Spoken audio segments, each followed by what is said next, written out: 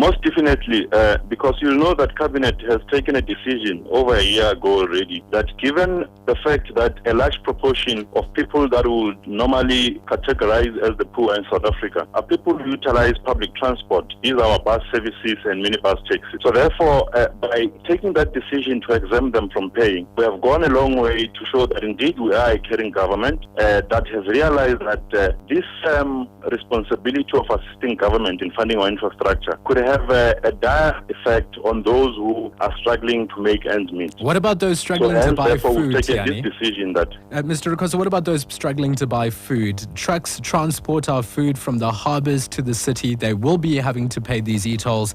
Surely those companies are going to push those costs onto the consumer.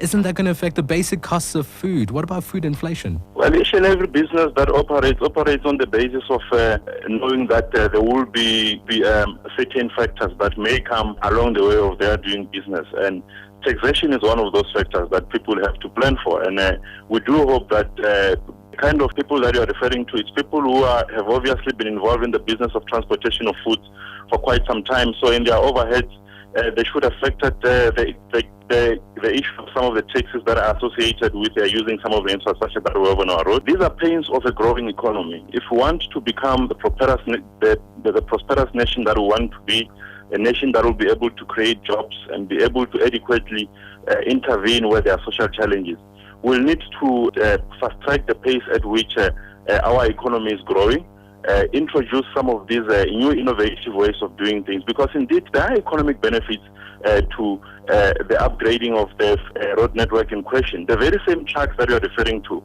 now are able to get their goods to their destinations much earlier than they would have done so 4 or 5 years ago, when you only have 2 lanes going both the directions of Pretoria and Johannesburg. So we are saying that let's not be narrow-minded, let's be focused and say that indeed, with the addition of 3 more lanes on the Ben-Schoeman Highway, it means that there's a free flow of traffic. Goods are able to be delivered at their destinations much quicker than they would have 4 years ago. So there are other economic spin-offs to the upgrading of the roads, which should be able to assist in mitigating the costs that they would have otherwise have incurred as a result of delays in delivering their goods.